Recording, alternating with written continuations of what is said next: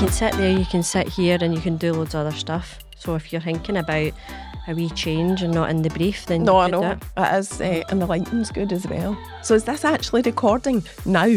No, but it's recording now. So welcome to my podcast, Keeping It Real. And I've got such a good guest on today because I watched her TED Talk, but now she's just told me actually it was shite. So I've had that all the way in here.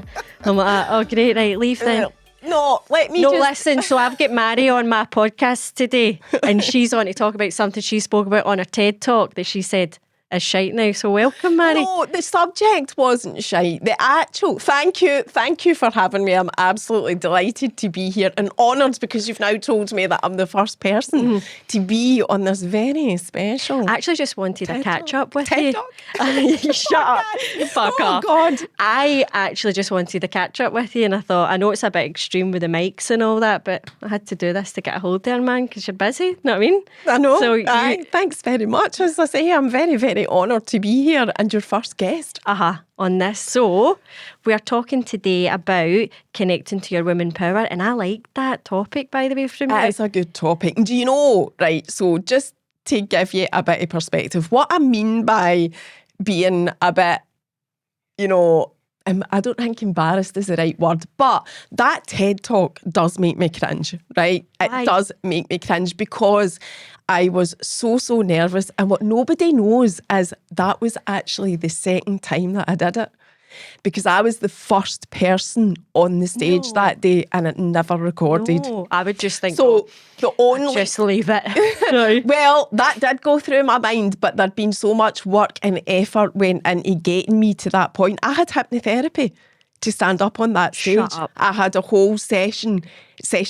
I had 3 or 4 sessions of hypnotherapy. I love that, by the way, because you don't come across like that at all. Because people on my Instagram will know you're getting a lift, you're confident, you're getting other people in with the stories and all that. But I'm also like that too, like the way you are, and people wouldn't guess. So I love that you had to have hypnotherapy to I do talk that. about this all. Well, I've maybe not talked about it for a wee while, but I do regularly revisit this fact that up until that point 3 years ago, so it was 3 years past in December that it was recorded. Up until that point, I wasn't even able to go onto my Instagram stories. Now look at how far that's come. And You're on your stories with a wig. Janice. Although Janice hasn't been on with it because Janice has been doing voiceovers recently and she's not had the wig on because it's actually just been me doing the voiceover. But up until that point 3 years ago, it was that TED Talk, it was that invite for that TED Talk that pushed me to get hypnotherapy for public speaking to then speak on my stories. So all collided quite nicely. So I've only been speaking on my stories for just over 3 years, but I've been on Instagram for about 6 years. Right. But I never used to speak on them. What was the block? Definitely nerves. And let me tell you, right, I also did a thing when I worked in the bank. I'm 10 years away from the bank, by the way. Have to get that in case there's anybody on the planet left that didn't know that I worked for the bank, she right? used to work for the But bank. I have to tell you this story that I was asked to host the bank managers conference in Scotland at the Edinburgh International Conference Centre 1 year with the bank, me and this other guy, and I did it. But my God, I think I lost about a stone in the week up to it. I am not joking. It was pure anxiety to the extreme anxiety that you could ever imagine, right? But I still did it. But my fear was that I just know how I felt that day. My fear was I would go and do the TED Talk and be at that level of anxiety, and I just wasn't prepared to accept that. But I wanted to do it. I wanted to battle through the anxiety to get to that point where I could actually do the TED Talk. So that's what I did. I did hypnotherapy to overcome it. Wow. I was still nervous. Yes. Don't get me wrong, I was still nervous. Your but voice a wee bit nothing- at the start I could hear, but actually I was surprised at how unnervous you were, because I would think of myself, I would love to do something like that, but like you, I would feel, with the old you, I'd feel so anxious in the lead up, and I just don't know how I would be on that day. Do you know what I mean? You're still in this absolute third body experience. You're still like, as if you're looking at yourself. It's the weirdest thing. But as I was saying, that TED Talk that is on the TED platform is the second one that I did. The first one that I did, technical issues meant that it didn't actually record. So I had to do it at the very end of the day again. So it wasn't even the exact same pushing talk. this hypnotherapy. I know, but I didn't know till the end of the day. I thought I was done. It wasn't till sorry, that's a lie. It wasn't long after it was done that they said to me, you need, if you want your actual recorded TED Talk on the TED platform, you'll need to do it again. And I was like, my first to the universe thought was, fuck that. Yeah. No way. That was my first thought. But then my second thought was, I've come all this way. I've done this much work on myself to get to this point. I can't walk away from it. Well done, man. So, that's hard. That's hard. So well done. Knows that story. Yeah, so well done. Do say the same as you. As a kid, were you shy, anxious child? I've heard your stories about your childhood and like something happened to you that made you kind of a scared, anxious child. But were you already just by nature like shy? See, I don't actually know the answer to that. Right. So my story, which is covered in that TED Talk. Do you want to say the story? I'm sure. I'm going to tell it. I'm going to tell you. Look at your camera and tell the story. I know, I'm forgetting this camera's here. It's because I'm so used to talking to people. My story is that I witnessed a domestic violence situation when I was 4, right? So I don't recall how I felt before that. I don't recall if I was anxious. Don't know if that event... No, I know that event. Sorry. Hit the mic. I know that event affected me. I can say that categorically, factually. I know it did. But I don't recall how I was feeling as a 3-year-old. I mean, if you Google it, your mind doesn't have the ability to remember till you're about, 20 months or something? Yeah. Like that. But I don't even remember 20 months. No. But anyway, so all I know is that particular event instilled fear in me that I felt for the rest of my life, right? But other things happened in my life that triggered that or heightened it or whatever. But I always put everything back to that one day, that one moment in time. That was the initial trigger for me of anxiety, childhood anxiety. I then remember the rest of my childhood for loads of different reasons being crippled by anxiety. Yes. Which then went on into my adulthood. So that's the story. That's a very high level view of that story or recount of that story, which I talk about. And so my mum was attacked by a man that was known to me. And we were with my auntie, who was my mum's sister, and her 2 kids as well. So there was 4 kids there in total. And that also, I believe, kind of set me up for life as to how I then felt about men, in inverted commas, right? Okay. So I do have this. And I know that out there right now in the world, loads of people are standing up for their equality, right? I know there's loads of groups of people, and I support loads of them in society that are standing up for their side of the story and their equality.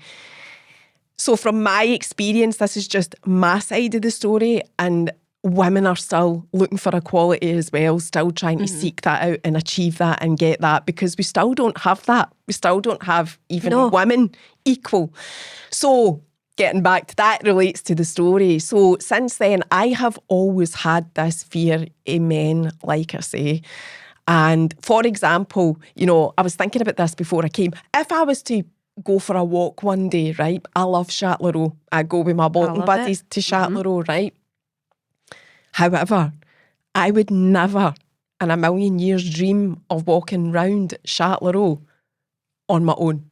Yes.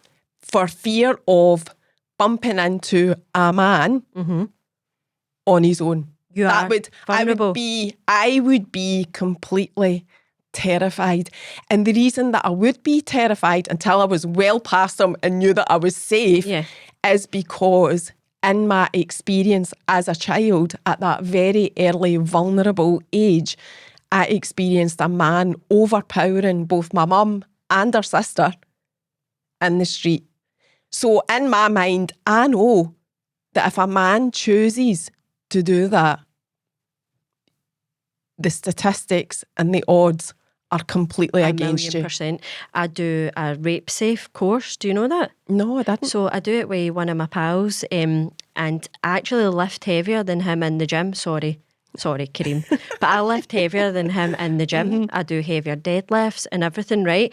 At the start of the workshop, me and him have a proper scuffle to just see if I can overpower him, and I can't. Like, I just can't do it. He's like bigger Billy, he's a guy. So we're just showing that in like the ratio that, you know, you are just vulnerable. One of my clients was saying that her husband goes away a run in the morning, it's dark, puts headphones in, doesn't give it a second thought. Would she do it? No. But that's even women without your experience. Like, you still have this, like, you're walking by maybe like even a couple of guys or whatever, and you're still a wee bit like, as a bird, you're vulnerable. Do you know what I mean? And that's without your kind of scary experiences. Because it's actually a biological fact. Like, let's not detract for that. It is a biological fact that if a man chooses to do something to you, the chances are they're slim. They are slim, you know what I mean? And we do say that on the course, because I think you can do these mad fancy turns with the arm and all that, but your best option is to avoid doing things that are putting you in a vulnerable situation or run the opposite direction. But how sad for like having to teach these young girls, women, that that's your kind of options, isn't it? But that's, I have to teach that. I have to like explain that to Lola. This is why you are vulnerable. This is why you need to watch what you're doing, and you need to be aware of what's going on out there, and especially with social media. She's not on social media herself with her own accounts yet, but we did try it and I just took it away. Not for that reason, I have to say, not for that reason. But when she was on it, that was a point in time for me where I had to explain stuff like that to her. At the same time, as a parent, there's a fine line between instilling fear, because I don't want her to have the fear that I've got, instilling fear and just teaching basic, you know, look after yourself type of skills. But see, even when things like Sarah Everard happens, and we've currently got this situation and we don't know what's happened What's to her. happened? This is really doing my nutting. Are you going to say about the disappearing woman? Aye, I've just forgotten her name as well. Nicola Bully. That's right. What's happened? I know. And that, I mean, see if and when it comes out what has happened to her, and there has been some sort of, what do I say, some sort of foul play. Is that the right thing to say? But you know what I'm saying? And it's a man. The place will fucking erupt, and I'll be one of them, because we're 2 weeks into this, and way that it looks, the way that it's being played out on media, and I hope this is wrong. I hope there's loads going on in the background that the police aren't telling us to protect the case. I hope that is the case. But how it looks to us is that fuck all is getting done about the possibility of being abducted, attacked, whatever, you know, it's going to be. And the same with Sarah Everard. I mean, I feel it in my gut when these things So do happen. I. Especially, we're women, we've got wee girls. Like, it's tough, man, isn't it? And you hear these stories and you're like, oh my God. And it is always like this vulnerable bird, or just a bird out walking. I mean, the bird who, she's a strong swimmer and all that. She seems well about herself. Do you know what I mean? So aye, she's fit. Like she's fit. And you know, and I will say, again, this caveat, I'm not one of these people sitting here that says, because I've seen a lot of this on social media, she shouldn't have been out walking herself. She shouldn't have been doing this. She shouldn't have been doing that. No. I struggle with that. It's fucking wrong as well. That's not acceptable. I struggle. She should be able to do whatever she wants, even although I'm sitting here saying I wouldn't walk around Châtellerault on my own, but I should be able to. This is the conversation I was having as well with a client, right? So I work in the gym. I'm seeing like it's hormones, everybody's pumped up. So when a wee like younger girl comes in and they're wearing now it's these mad like scaffolding shorts and like wee tops and all that, they're attracting guy attention. Like, so, I mean, it's quite intimidating coming to the gym, and I swear to God, there's like, you can hear necks breaking. Do you know what I mean? He'll look at a wee bird, whatever. Some gyms are worse than others, and some guys don't lift their head, so it's not all guys, but I find it really intimidating. Like, I can be training a client, and I've got a guy sitting across just pure glaring, and I actually will call them out, and I'll say, listen, mate, I'm £42 an hour if you want a session. Do you know what I mean? And they're pure shamed.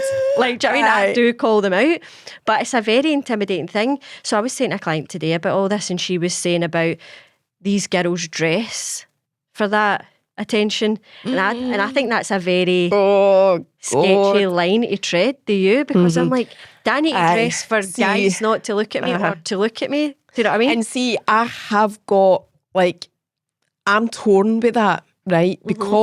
Purely because I do think women should be able to wear whatever they want and not be accused of wearing that and therefore inviting unwanted attention. Yes. Like, that riles me beyond belief, right? But as a mum, when Lola is wearing things that are a bit too, you know, some crazy revealing, outfit. risky, whatever you want to say, I'm saying to her, please cover yourself up a wee bit more. And it annoys me, Christine, it fucking annoys me that I need to say that to her, because I don't want to be saying that to her. I want her to wear what she wants, but at the same time, I don't want her getting unwanted attention. Are you conscious I'm really of that? torn. In your outfits? Not now that I'm 49. You're trying now, you're like the bapsite like I'm an old woman hanging down to my knees. It doesn't matter now.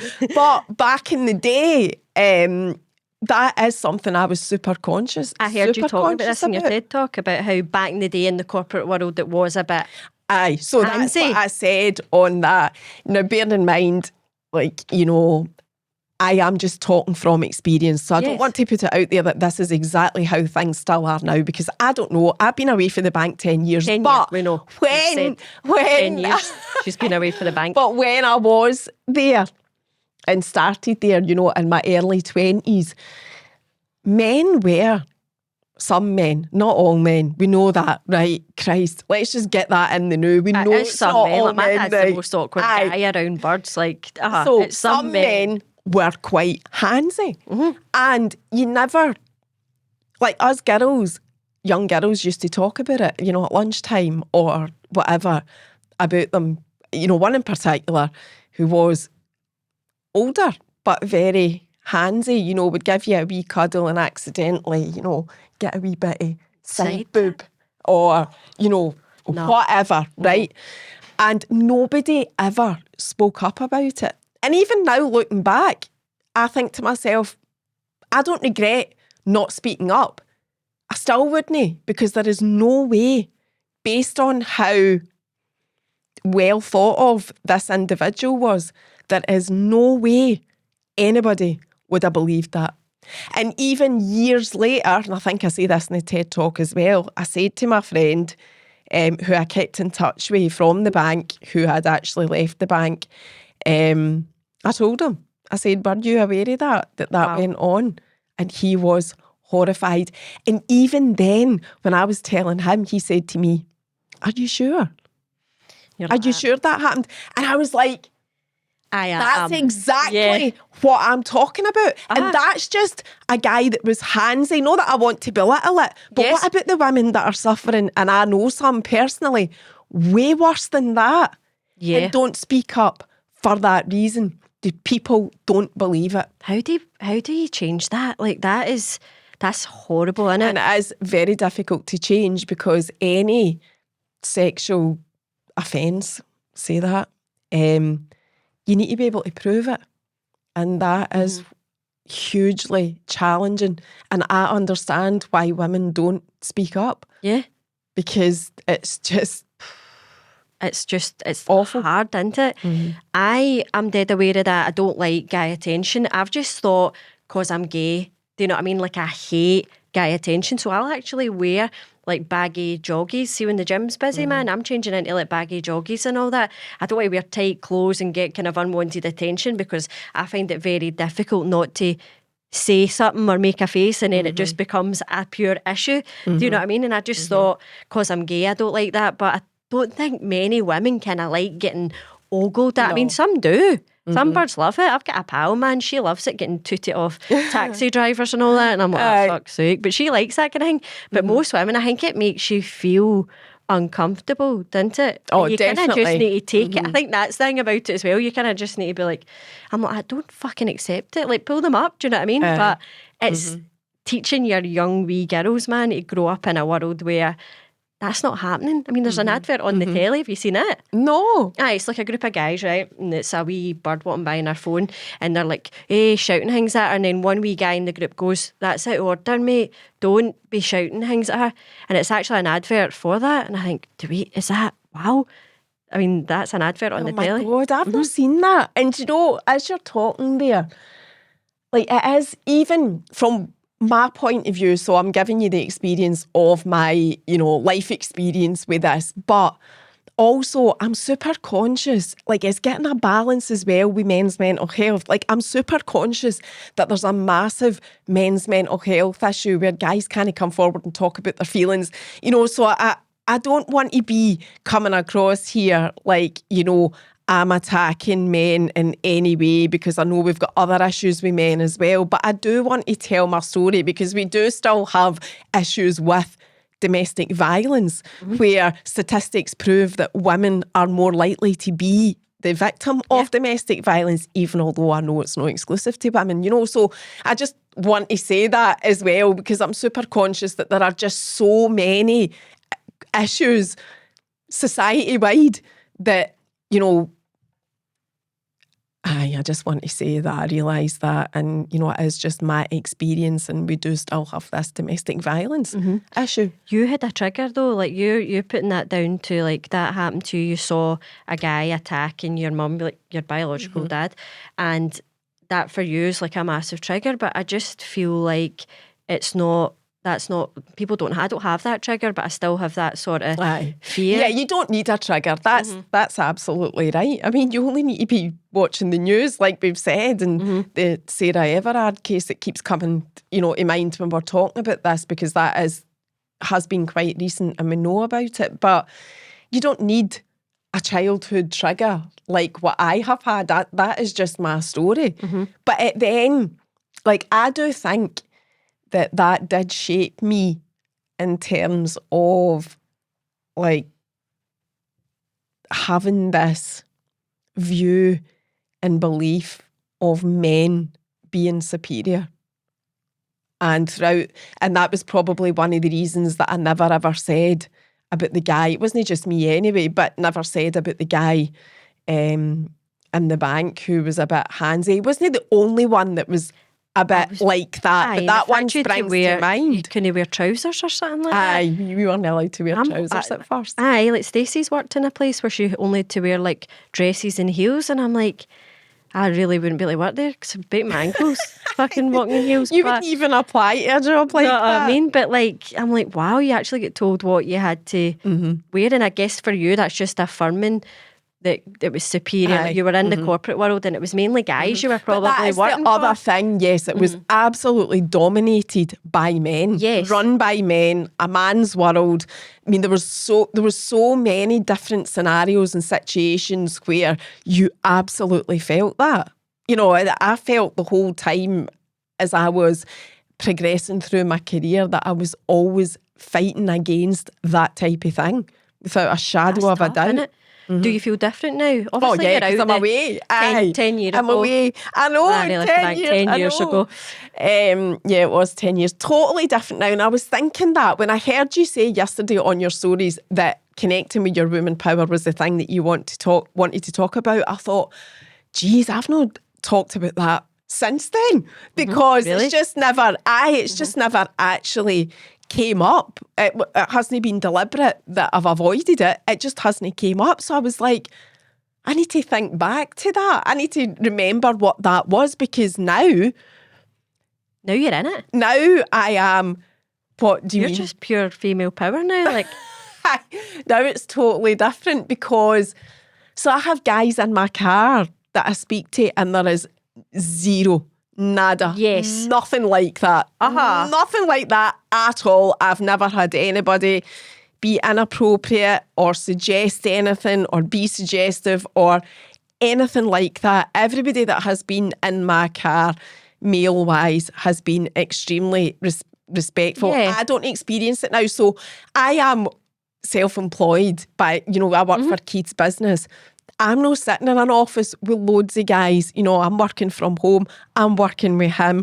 That's a different story. Yeah. But, he's my husband. that's hardcore. Isn't it? That is hard work. So I am not up against that. The only time I have felt it is like perhaps dealing with a certain professional on the phone, and I've thought to myself, this is just like being back in the bank. I don't even deal with that person anymore because we changed that profession. Right. Right. So, but that's it. I don't now encounter that.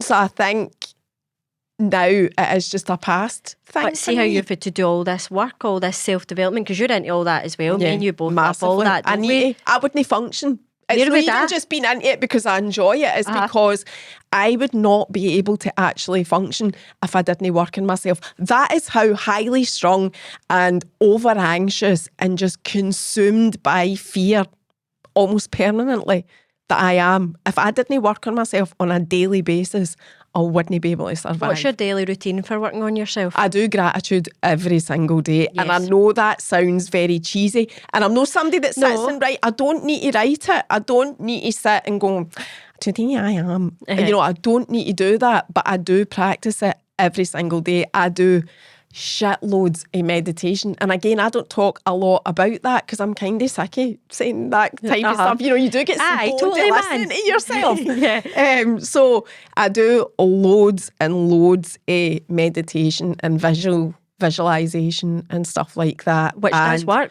Look at you totally. functioning like a normal person right now because of that.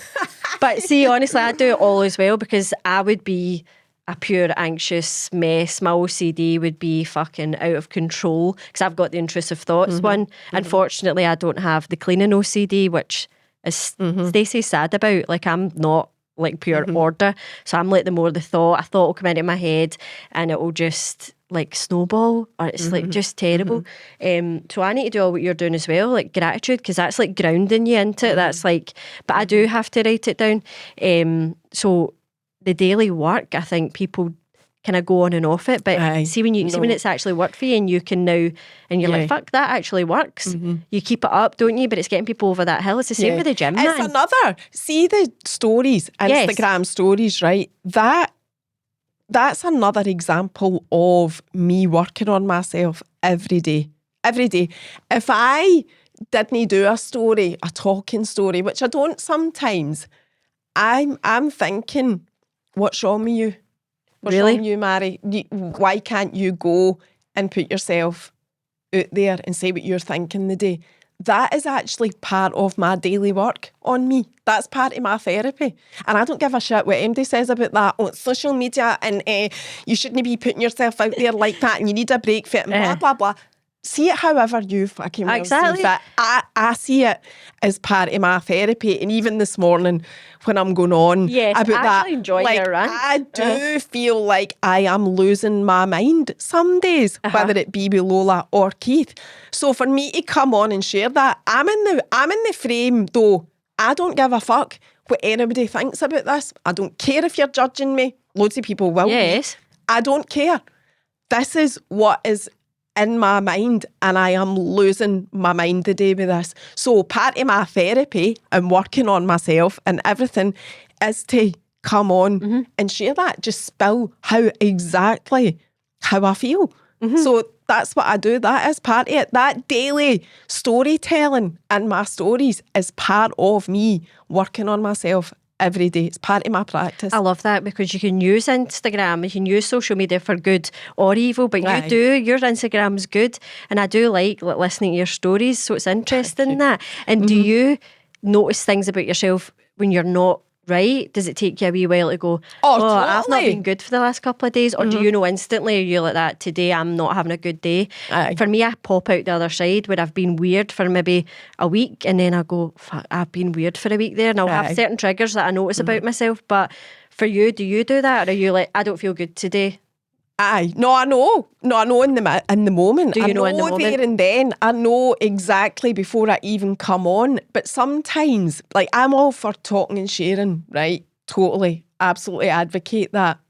However, there's also stuff that you don't want to talk about or you don't want to share, and that's totally fine as well. Yes. That's stuff that you are internally managing. You're taking it upon yourself not to share it. You'll work through that. You might share it in the future, but right now, you're not sharing it. I'm totally fine with that as well. And sometimes I'll come on and I know that the viewer has no idea what's going on in here, and I'm not prepared to let it out yet. But I'll always be honest at some point. Do you know what I mean? I know what you're saying. You have to protect yourself Yeah, as no, well. You totally. have to do what you need to do.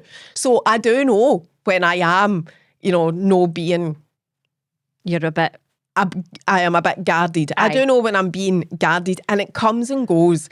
And obviously putting yourself out there on social media, different things happen, different things come and go that affect how you're feeling about it.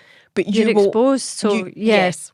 But you should always be working on your protection. Yes. Always. And that's the thing, that's the key about it. You do need to be able to separate the side of you that's out there and the side of you that is private, because they have to be completely separate for you to cope with putting yourself out there. It's my view. That's just my view. It's hard to separate it. I think. Yeah, you do need to work on it. And I think your daily work is something that probably it does keep you functioning. Do you know what I mean? Do you ever miss doing something and then you feel not good? Like, do you, like, say you were busy one day and you've not done your meditation, can you feel yourself? Oh yeah, totally. And I feel like... What does it look like? How does it manifest in you? Me, like, I think ego. I think it comes out as ego. So people will say to me regularly, you don't realise how good your skills are, or you don't realise... I do, actually. You don't realise... Brilliant. You don't realise how well received you are, or you don't realise how good this is. Like people saying to me about getting a lift, and I think to myself, you're right.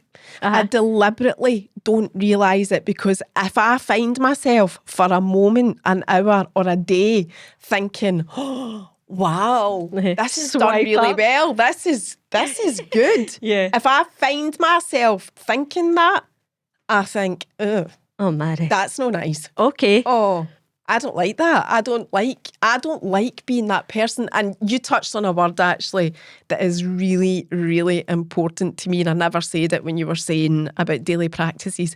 Grounding. Grounding is a massive thing for me.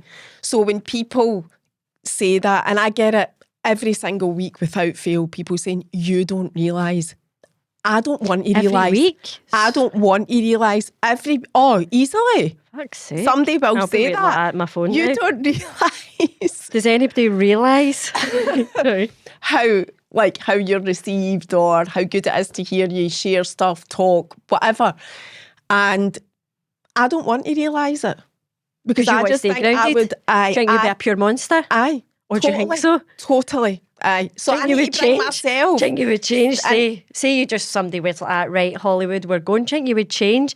Do you think success changes you? Not changing. Put it that way. I would need to work at no changing. That's what I do. Statistics show that you actually do change with success, wealth. People lose compassionate. It was like they did a study, and it was like there was an advert for like sick kids and stuff like that. People on our level were like, showed more like compassion, like their brain was firing up kind of differently than the people who were dead rich and successful had lost that bit of compassion, like their brain wasn't firing up. So actually, you do change. Yeah. You would need to work on not changing. But it's funny how in tune with yourself you are, that you know that. Oh yeah, totally. Like I you do could work feel, on not you changing. could feel that you would change and just Aye. become a. Just But I remind me did. if it happens to me, will you? Aye. I've been a fucking arsehole. Hey, summer doing, yeah, Fanny. So I did a Q&A recently, right, the last couple of weeks, which I was really reluctant to do because I'm all about energy as well. And the Yes. bigger you get, the more people that love you, the more haters you get as well. The haters love a Q&A, right? So I was reluctant to do it, but I did it. And one of the questions was, what do you love the most about growing up in Hart Hill, right? Uh-huh. And I thought, is this person getting it? Maybe I don't want to talk about that because I haven't talked about it for ages. So maybe time will go by and I'll no talk about my roots, you know, Right. where I'm from Aye. for ages. And because I've forgotten, because like I That think it just everybody's doesn't heard come up. it. Ah. But then you're always gaining new followers. There's always new people coming that don't know your story.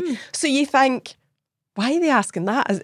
I feel like you're maybe asking that because you think I don't want Do to you think admit so? where I I'm saw from. your Q&A and I didn't think that, but maybe. No, that question, drink I something never like that. printed it. I never put it on the screen because I thought, 'cause no. you're talking about some rag man. I'm going to talk about that. Uh-huh. I'm going to come on my stories and say, here's what I love about my I childhood. used to buy But it's rags out the no- back of a van. I was like, No, I used to put rags into it. where man, is the she rag from? man. The no, rag. no, I didn't have a rag man, Where mate. did you grow up? I grew up in Hamilton. How did you know of the rag We had man? a fish man that came with Aye, fish. everybody had a fish, I know, man. fucking rag man. Rags, anyone? Rags? I don't understand. I had to how you really didn't listen to have- that twice because I was like, You take everybody. My Right. inbox blew up. Everybody had a rag man. Right, so with his the- trumpet. Even Keith. she did a rag You're man. maybe too young. Actually, Maybe. you're only. I'll ask my mum or somebody, but I Your mean, mum will definitely she? know. Aye. She's the Castle definitely. Milk. I don't know if Aye, the van would have definitely. stopped. No, There, they do you would know what I have. mean? The Waynes and Castle Milk needed a balloon. They had your rag. Right, so what was I saying there? So I came on, I felt, but that did make me, I'm not criticising that person, by the way. I was grateful for that reminder because Yes. that to me was a sign. I thought, oh, you need to do a wee bit of grounding again. Okay. You that's like which I'm always thinking about, but clearly the ego took over somewhere because this person's asking about that. I've not talked about that for ages, so obviously my ego has taken over because I should have been talking about that. You know, this is what I'm thinking. So that was why I then came on my stories. I will talk about where I came from and how my life was as a child till the fucking cows come home. Aye, and because about that and all. is who I am. And I like am that not. about you. I am proud of being a scheme wing. And one of the reasons, or one of the things, the bank made me even more proud of that because the bank was very hoity-toity. One of my favourite sayings, hoity-toity. And, you know, it's like everybody was a bit up their own arse.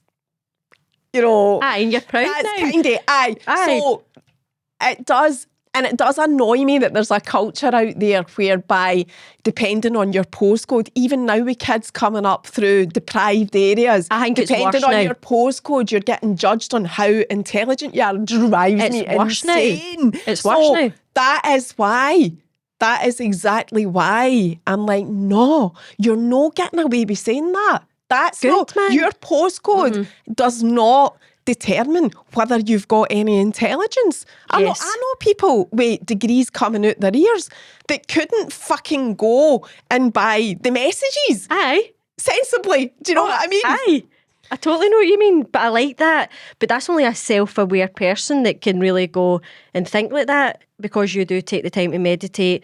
You're able to catch yourself in these moments.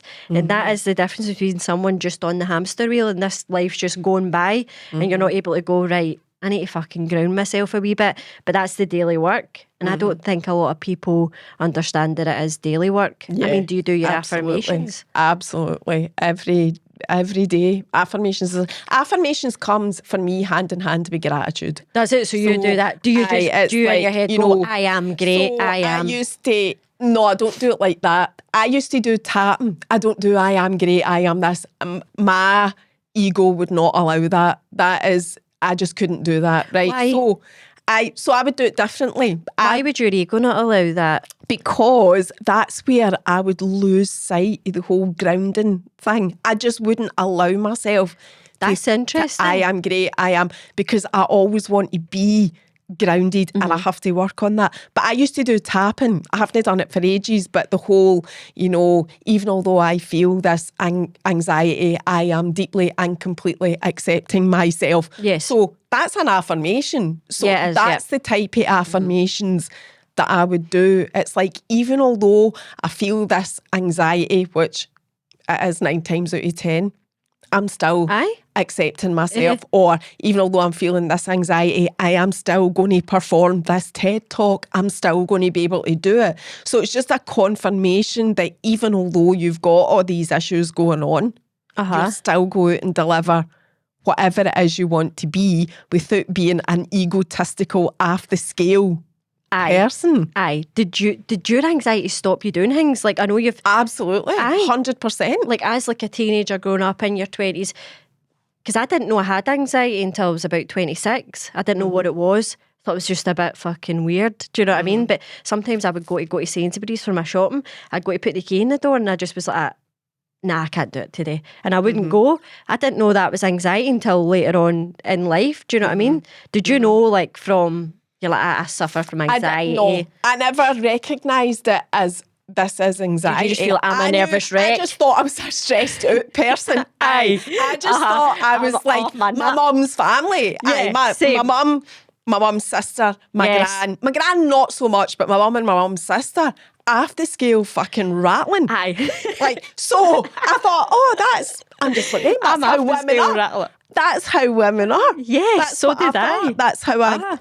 And then as mental health became more of an open topic and subject, and more people were being openly sharing their stories, I suddenly realised that that's what this sickness that sat in my stomach. Some days in primary 6 when it was a wee bit difficult and I was getting bullied. Primary 7 when I was the Gala Queen, got bullied even more. I was going to school feeling physically sick. It's horrible. I still don't eat breakfast. Right. This far down the line, because I still just have that inbuilt in me. That I can't, the dread of the day ahead, I still get that. I've got times where I'm anxious. I am anxious from getting up in the morning till I basically get Lola for school at 3. And it's not because she's in school. Sometimes that does affect it, but that's no why. But that's my anxious time. That whole time I'm thinking, I've got to face this day. I've got to get through this day. I've got to get over this anxiety to get through this day. By 3 o'clock, I'm thinking, I've got through the day.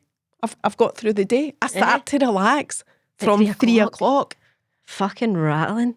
I know. It's like, and people say, oh, how do you keep so slim? How do you fucking rattling.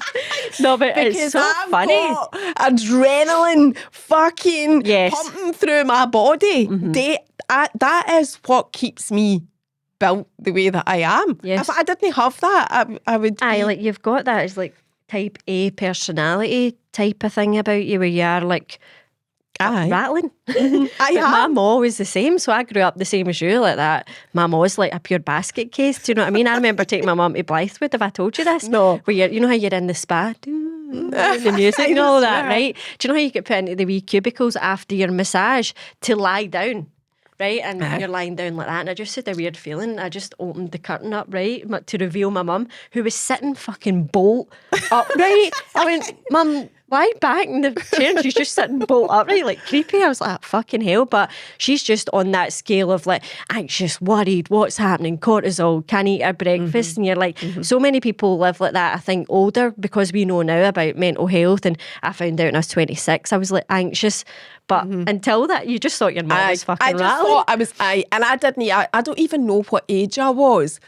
It's definitely been in the last 10 years, because I didn't use the word anxiety at the bank, and I'm away from there for 10 years. So it's definitely been in the last 10 years. I'm 49, so it's been approaching 40 or in the 40s that I actually thought, oh, for fuck's sake. This has got a name. This is, Christ, I didn't know that.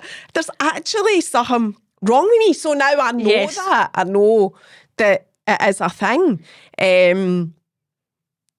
So I just manage it as Panic best I attacks? can. And see, I think I've only ever had one panic attack. And, that was a situation where it was one that I can think of now. I've probably had more when I was a child when I think about it. But to cut a long story short, somebody tried to break into my house to steal my car. Thought Fucking my hell, car we key. in? So it was in the middle of the night and they threw a concrete block through the front door. Now, that is, I know I was like going through a panic attack. Yes, but but because like, you're I fucking was shot out of your sleep, man. I Know what I mean? know, and Keith's running down the street and he's kicks with Aye. a baseball bat. You're panicking, like aye. Aye. Aye. And phoning the police is horrific in those situations. I don't know if anybody knows what that's like, but you're thinking you just need to tell them what has happened here and they'll be out like that. No. They want to have a nice, reasonable conversation with you. You're fucking on the moon. Yeah. And they're like, you're getting peeled full. off the roof currently. Aye, so You know what I mean? it's like, but I knew I was having a panic attack because my heart was basically beating in my mouth. And I'm not, that is a real thing. So only pushed really far does You'll that have one like happen that. to me. Aye, so that I think I'm so used to living with fear, which is anxiety. Yes. That is why I don't have panic attacks because I've had it for 40 odd years. Aye, it's a And I familiar. now live it. I live with Yeah. it day in, day out. For But you, it's just like a way of living and functioning Aye. on that anxiety, man. That's yep, tough totally going for your totally. health, though. But I don't know anything different. That's don't what I know say to anything people. I different. don't know what it's like to live fucking. Whoa, this is magic. Oh, really? I don't know what it's like Let me to get be you like some. that. No. And I stay off as much substances like alcohol and caffeine. I only have one coffee a day. Even though people know, I know this is my second, I'll be awake till Tuesday now. Fucking hell, phone me later. I do only have one coffee a day for that reason, because it does keep me awake and, has my mind Chronic. overreactive. I was going to say just one other thing to you, though, when also talking about the weight and the anxiety, when it is particularly bad with me, it's not just breakfast I can eat, I cannot eat. Some people eat their feelings Yes. in terms of anxiety. I don't. I cannot eat at all. I feel physically sick if I eat, if the anxiety is so overpowering. So you don't eat till your dinner because you start relaxing at 3 o'clock, basically. I could easily do that. I Yes. easily do that. But I mean, that's just functioning on stress, man. Like internally, that's actually not brilliant for your health. I know, man. I'm telling the wrong person. Do you Don't know? lecture me. I'm I not know. going to lecture you, but I will after once we stop. But it is that. But I'm the same. Like if I'm having a bad spell, I used to chew the skin off my fingers. Did you ever do anything like that? No. And I mean, like, that. down here, and it would be bleeding, gushing of blood and all that. Couldn't pick things up for like 2 weeks because I'd chewed my hands. And it was only until I started doing self-work, like affirmations, doing the grounding, doing the meditation, which I only properly started like just December there. I was biting my fingers all the way up till like, Oh my God. and I haven't touched them. See, for me, that's dead weird because normally they would be chewed in some way. So I've just stopped that from just really going, right, I'm going to do the daily work. I go to the gym every day and I understand the theory behind you need to work on something to get result. But I would always fall on and off the meditation wagon. But I've thought, no, I'm going to keep this up. I'm going to do it. And I do the affirmations daily. I listen to the subliminal messages and all that as well.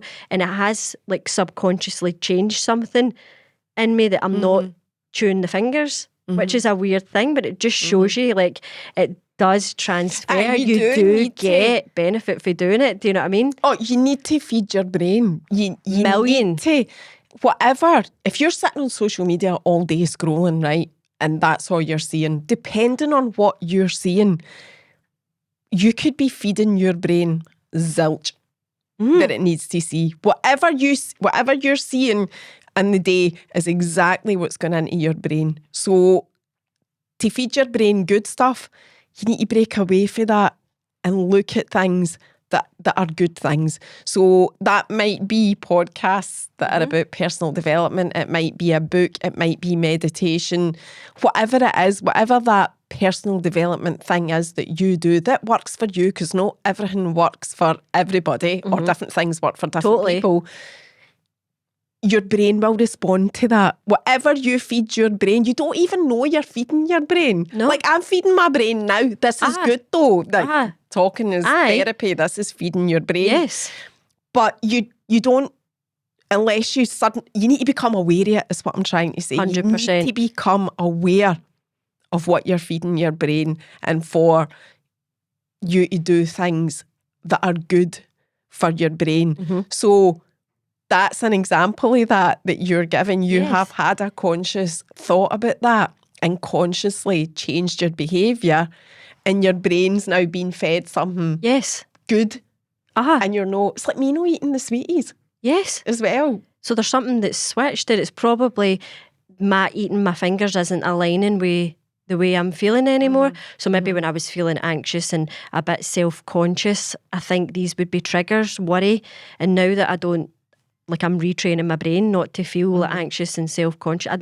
It's not aligning with me to chew my fingers anymore. Right. But I'm not subconsciously thinking about it. No, but you've been feeding your brain the right stuff not to do that. And that's another thing I talk about on my TED Talk. When I have done so much personal development and still continue to do it, and will still continue to do it, because otherwise, like I say, I wouldn't be able to function. But one of the things that I read loads and loads about was the whole retraining your brain thing, the neuroplasticity, because I believed, as a woman being brought up, you know, with the experiences that I had and whatever, that there was no way of changing that. There was no way. That was what happened to me. That was the experiences. That was it. That was my life set out. There was nothing I could do about it. That's what I believed, until I discovered the whole neuroplasticity thing and neuroscience. And I know that sounds all technical and intelligent and whatever, and it's dead basic. And see, when you read about it, for me, it was a massive penny drop moment. Same. I then realised that you can actually change how you think about yourself. And again, you still need to keep the ego intact, though. You don't want the ego fucking losing the plot. But it's such a light bulb moment when you realise that. I think so too. That you actually have the power to change these, basically the way your brain's paths work. Do you know what I mean? Like if you were like walking in your wee walks and you're walking down the same path and it becomes a pure path, but then you start to walk a different path, you can make a new path. You create a new path. So I think, but it takes daily work. Like I think people just who don't get that think, you know, I say to people, you need to go to the gym, you need to walk, you need to do these things for your health, you need to do it for your mental health, like more so, don't you? Oh, totally, 100%. There's just so many things that you do need to do for your mental health. And I know, like, medication comes into this here as well, because I'm always conscious or super conscious to say that if medication is the thing that works for you, then absolutely do it, because I would rather be chatting to you about your issues, I've talked about this week, than attending your funeral, 100%. which was what happened to me. I experienced that. So I would encourage everybody to find what it is that works for them and do it. So if it is medication, that's fine, do it. I didn't feel, for me, that was what I needed. I was offered medication as well. I don't even know why we've ended up going down this path. What were we talking about? Neural pathways. Educating myself and understanding the brain and the mind was what worked for me. Yes, that worked for me too, because I'm like things to be explained, and if I can logically understand it, I'm like, right, okay, and then it's just a process after that, isn't it? So I'm the same as you, but I think like that needs to be brought to people's attention a bit more. So you've said the neuroplasticity, and people don't, they're like, what? Sounds too sciencey, turn it off. But actually, just what you've said, you've worked on changing. There's books that are dead changing easy. that. Do you know what I mean? Aye. And there's books that are dead easy to understand reading it. Like, you know, it isn't a complicated topic. You don't need a degree in science to understand it. It is just how the brain works. And I talk about the chimp paradox. That's a dead easy theory to follow that is about neuroscience and how the brain works. Do you split yourself into two people in your head? Do you do the kind of like obviously we've seen Janice, but... Aye, there's more than two. There's actually, I think they've now introduced 4, like these people that talk about this, but they talk about the chimp, right? So you've got the chimp. That's the crazy. That's the part of your brain that'll go, oh, I'm not doing that TED talk. I can't do that. No, me. You're No way. pish. I'm not doing it. You're shite. What you Who would doing? want to listen to Fucking you? hell. So that's the chimp. Right. And then there's there's like the human, which is where you go, oh, come on. Just knuckle down. Do the right stuff. You will get this. You will be able to do this if you put in the practice, the effort, the hypno, whatever. That's the human. That's almost like the reasonable person saying, oh, come on. And it's the chimp going, fuck you. No, I'm not doing it. Right. So, and then there's what they call, I think it's the machine they call it. So that is, right, that's the neural pathways that are just so deeply ingrained, because you can't completely change, and it's worth saying that and recognising that you can't completely change some things. So for me, that is the deep-rooted anxiety that I have to work on every day. So there will be the chimp and the human that work on that, but I know it needs worked on because I am not changing that. That will never so deep go rooted away. for you. That will never go away. And when you're stressed, you'll probably revert back to being... Oh, I'll go into that completely coiled into that and actually just surrender to it sometimes. Hardly ever, but I do it. Yeah, it takes a lot of practice to not, when you're stressed or some event happens, to not go back to your original person that you've kind of been working away from a wee bit. Do you know what I mean? What's the fourth? I can't imagine. I don't know because I've not read it. This is just a new thing apparently. Stay tuned. The guy that wrote The Chimp Paradox talked about it in his recent podcast with the Diary of the CEO, Steve Bartlett. And I've not read that, but he's got a new book out and he touched on, the fourth part of your brain, but I haven't read about it. So it's I know fascinating, isn't it? Isn't it fascinating how you can reprogram that? Well, the hypnotherapy made you be able to stand on. And that is neuroscience. So that's obviously working in your subconscious. So what happened? Did you sit in a chair? The person went, you will be able to do it. Well, how did it work then? What happened was, it was a guy I saw the first time. That was a wee bit of travelling, so I changed it to locally. And I can't remember if I had 2 or 3 sessions with a lady locally. But they were both the same kind of setup. So you would sit and explain what... and a lot of therapists do this. It isn't just hypnotherapists. You would explain what your issues are. A bit like this. Like, where you're coming from, what affects you, blah, blah, blah. Everything that I've said here already today. And they would then do the whole, right, so close your eyes. And they would go into this. The only way I can describe it is like tone. Like we just go into this food advert, remember it? This is pita rolls. Yes, with caramel sauce. Go into that and you would relax to them. So it's a bit like the deepest form of meditation. Yes. And I remember it all. I remember being in it. I don't remember how my body was playing out though, like my hands or anything like you were that. fucking up to. But I do remember it. And after it, so they will talk you through what their view is of what's really happening. That's the only way I can describe it. Right. So they're telling your mind whilst you're at the absolute most relaxed physical state that you can be at what it needs to think. That's amazing, isn't it? Because that's when you're more susceptible, isn't it? Well, apparently, aye. And it did work for me. Hypnotherapy doesn't work for everybody. I know. But what I would say is that the more open you are to anything, and I'm totally open to alternative medicines, therapies, everything. I'm totally into it. So the more into it you are, the better success rate you will have. So I was totally into it. But I walked out thinking, I don't know. I don't know if this has worked. Like, you don't. Raging that you've paid money. You don't. No, I wasn't like that. I wasn't even raging. I just did not know. So I then started to speak on my stories. Wow. And that was how I knew. And you thought, Because I feel I would different. not have been able to do that. It's That's like, interesting, isn't it? That's amazing. I love that.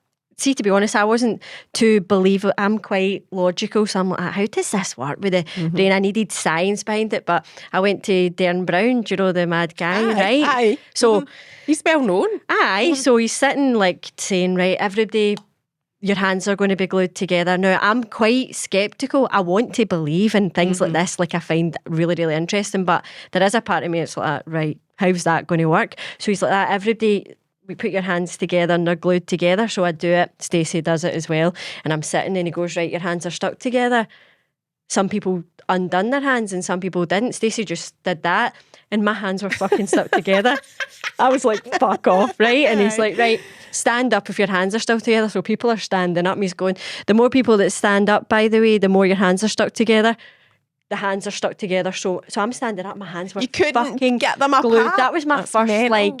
right, okay, you can control your brain in some way. So that's how I got more into like, right, I'm going to start doing all this mad shit affirmations. But my hands were glued together just by suggestion. Do you know what I mean? Aye, that's how powerful the mind is. Yes. Whatever, and that's what I'm saying about feeding your brain the right stuff. Whatever you tell your brain, that's what it believes. So imagine you watching like something horrible all day or you're on your Instagram. How suggestive my hands were glued together. So if I'm taking in shite all day, how's that? What's really going on in my brain? There's just like pure weeds in there. So that's so important. So, right, anyway, back to you. It's what you've got to feed your brain. You've got to feed your brain. But anyway, you're going to tell me all your slides now. Remember, at the end you go like that. And then on these slides... Did they show the slides? I've seen the slides on your TikTok, but you've already... Because I want people to get something out of this. It's, your TED Talk. Aye, right. I've got TikTok, but it's hardly anything on Fucking it. rattling. I know, I'm rattling now. No, but I want quite something relaxed. people take away, right? So we've went over the grounding. We've done good with that, haven't we? Aye. So The grounding, slides meditation. I think we've actually covered it. If we know, was the slides not about the neuroplasticity? Was it Yes. not about changing your brain? So I can't even remember Yes. exactly what appeared on those slides or that one slide. Was it not just one slide? It was one slide. Aye. It was just about the whole, from... You said these are things you were... Fuck's sake, did you not even watch it before you came on after me telling you? You goes like that. I don't watch anything that I'm on. Oh, do you Any not? of my I don't stuff. either. If I'm making a Do you clip, watch I your have to watch your it. stories back and go, Before it, well, I have to I'm sit and funny watch as them till fuck. they post. okay, but No, then I other than don't. that, you're like that. Aye, I look at it out of the side of my eyes. So tell me what was on the slide. It was about neuroplasticity. I remember because that. obviously you're like that. These are things that you can do for self-development, and you're like, you put up a wee slide and it said meditation. So that was the Well said first that. thing that Aye. you did and you loved, and you think that's really one thing that does work. Oh, absolutely. Aye. It's hard for people I who don't love meditate. If I said to my mum, you should meditate, which I have loads of times, she just goes, fuck.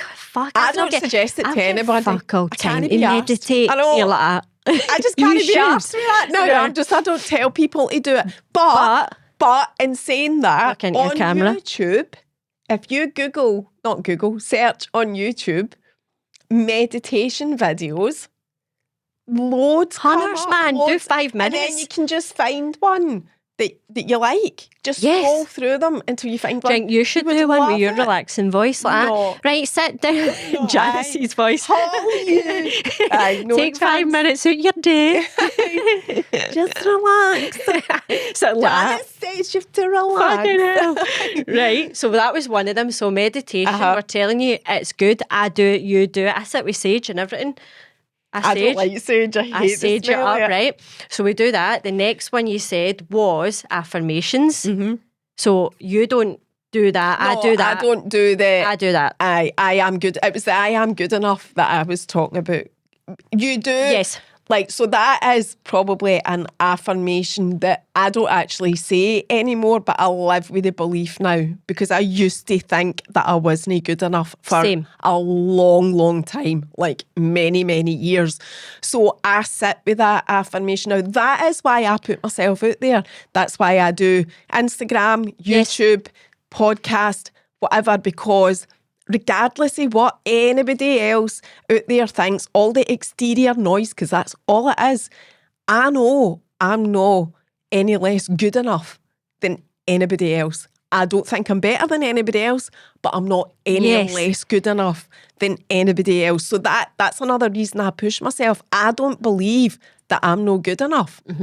Because everybody wouldn't be good enough. Because we're all the same, really. Yeah, and I like that. And that's something important when people are losing weight, by the way, is see if you don't think you're good enough and you've got no self-love, it tends to go nowhere for you. So it is something that you need to be like, I'm good enough to really try and I drink Look my water after and look myself. after myself. It's something that I have come to learn that if that's not there, it's quite hard to get to your health goals if that bit's not in your mind. I'm just wondering, what were your relationships like with you thinking that you weren't good enough? Were they a chain, with the train wrecks? I had the same. So I've been married before, and it was all, and been in relationships before, and every one of them failed for the exact same reason, because whether I was getting involved with the right person or no, didn't matter to me. Yes. I would make that person or try or attempt to make that person think that I was good enough. And my first marriage was the prime example of that. So I don't blame him for that not working. I mean, there were loads of faults, obviously, on his side. However, the fact that we even got married in the first place was my doing. Okay. I just wanted to be accepted and feeling like I was good enough. So you and I wasn't actually right for him. Good enough isn't the right reason. We should never have been together anyway. We should never have been together in the first place, but I just wanted to be. Yeah, I get that. And so if you don't believe that you're good enough, you kind of, in relationships, kind of people please and do stuff like that, and it just burns you out, doesn't it? But 100%. But is that a pattern that you've always ended up having? Yes. With like your guys, like Absolutely. Until I met Keith. To be honest, that is the truth. Until I met him, and I think by that point I was aware of it. I was aware of what I'd created and whatever. And he was totally different anyway, to give him credit. But he did make me realise as well, like, I would never say any of this to Keith. No, by the way. Keith doesn't even ask watching this, Keith, is he? I know, no, Keith doesn't even know who I am on the internet. You know, he would look at that and go, who's that? I know, I can see Stacey won't watch this either. I know. I'll listen to that. So it's fine. I mean, I have said to him, if you Google my name, I've got a YouTube channel. He's not interested. But I did become hugely aware because of him. He actually helped me realise quite a lot about myself. So that was the chain breaker for him, for me. And he is completely different to any of my other previous relationships.